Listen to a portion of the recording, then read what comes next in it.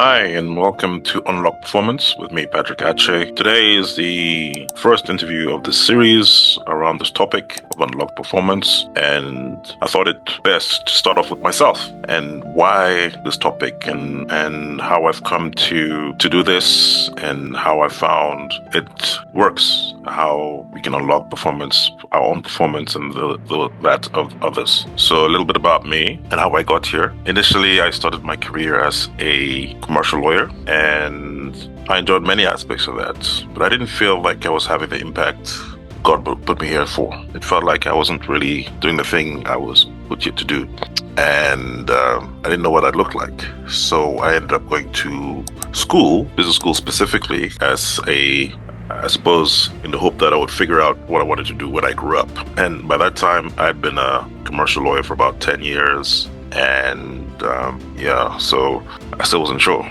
In fact, I was pretty sure it probably wasn't necessarily commercial law. However, I thought I was going to go to business school and become a better business lawyer and set up my own firm.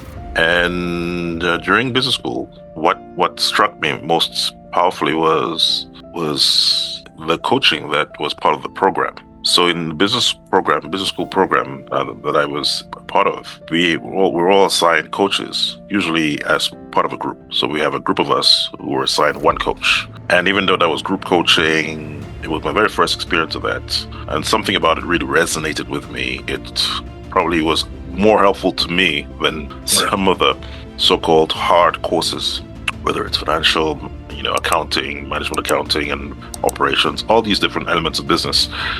I mean, I enjoyed a lot of them, many of them. But what really struck me, what was really powerful for me, was the coaching. And perhaps because I needed it the most, I was trying to recreate and find what it is that I was put here to do.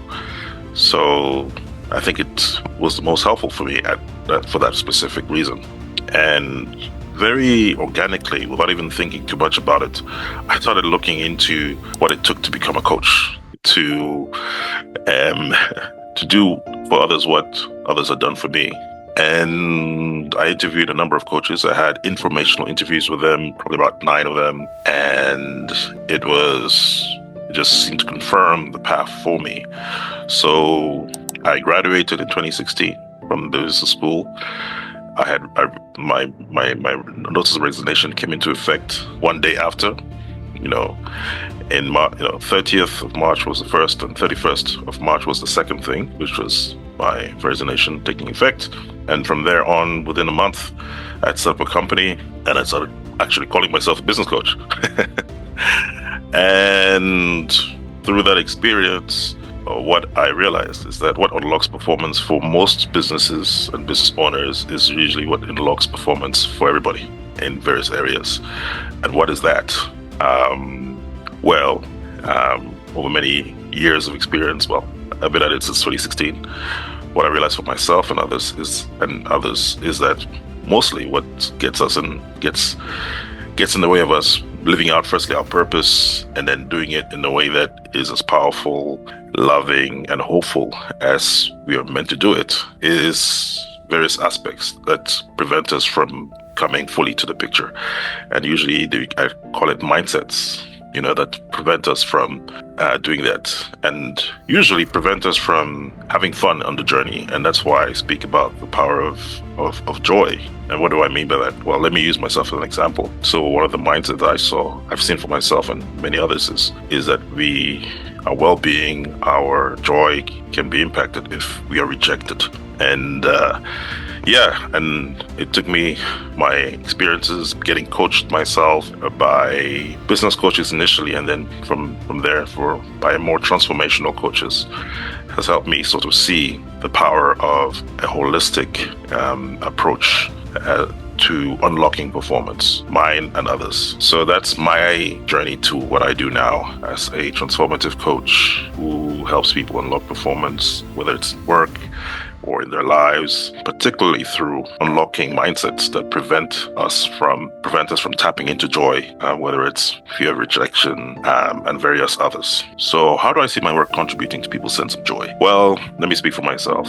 having been coached myself to see some of the mindsets where I lose sight of joy, whether it's through, feeling that rejection is not a good thing. And in my book and in some of the interviews you'll see me do, that aspect is going to come through, of how all of us usually get a sense that our well-being lies, our joy lies in something external, something like getting accepted by other people, in things like not failing, in things even like succeeding, which is subtly different from not failing. And I'll speak about that. So my work in helping people sort of make peace and reconnect to joy through unlocking some of the mindsets in the way, I find really helps us, has helped me feel joy in the moment and approach our lives, our work from a more free, peaceful, and powerful place as a result. So whether it's making more money because one is less fearful, or getting clients, and also more loving because we're not coming from a place of trying to prove ourselves, but rather trying to help people, I really found that my work has helped people see who they really are, beneath the mindset that is preventing them from tapping into joy for whatever reason, and from there really achieve so much, but firstly from a place of freedom and joy. And so I think I've mentioned what some of the common barriers to joy, mindsets. Some of the ones that I've seen from myself, including myself, are mindsets that associate our joy to a lack of joy, perhaps, or an absence of joy, or a negative consequence is failure. A lot of us were raised in environments where failing, whether it's parents, criticizing us. Even I had a client who would be beaten if his exam results were not good enough. And that brings a mindset that failing is bad, and that we move away from well-being by failing. So what does that mean?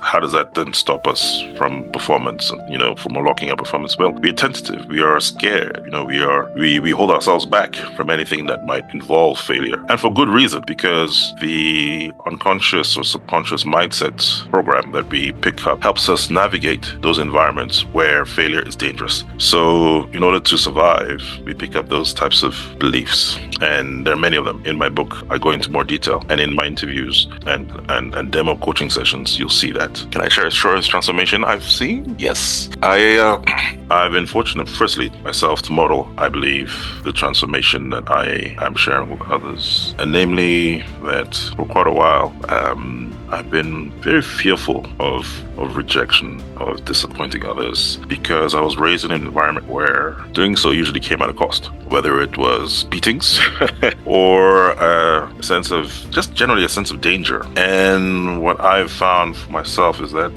the more I've been helped by my coach and walked down this journey, the more I've been able to just be, not and to share of myself, whether it's speaking more, writing a book, offering my services to people who I would initially be very tentative or worried about offering my help to. It's really helped me, grow from that perspective and build a coaching practice as well.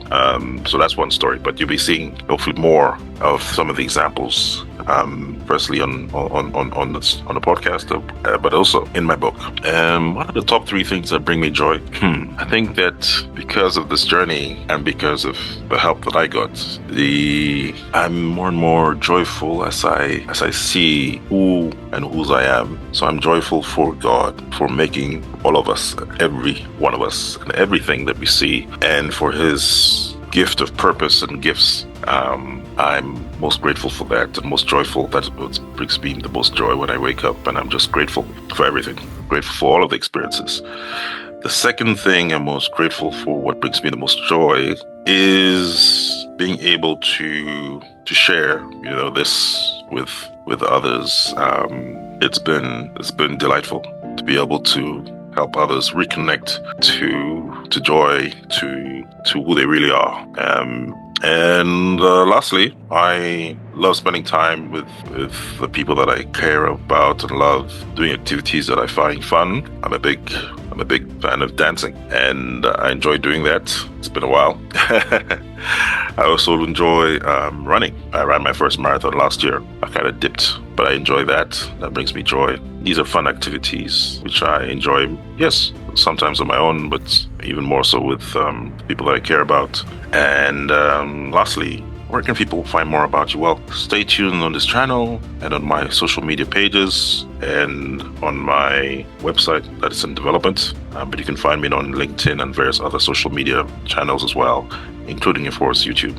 And maybe to leave off, I would say, knowing what I know now, what would I say to anyone who's looking to really unlock performance in any area of their life?